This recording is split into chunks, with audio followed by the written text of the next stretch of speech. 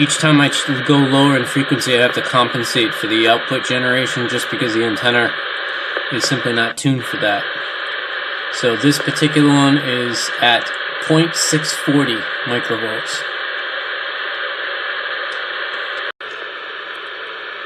46900 at 0.251 microvolt output signal downstairs. 10:05 a.m. Alright, local channel 48820 megahertz, 10:10 a.m. Signal output of 0.0562 microvolts.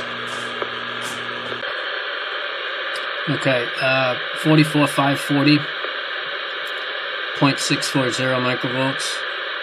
This is 1 minute before the noises usually start. So let's see if it's also on this frequency. There it goes.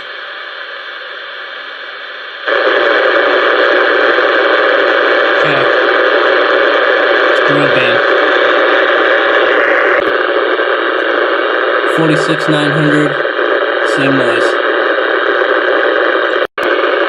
And 4340, same noise.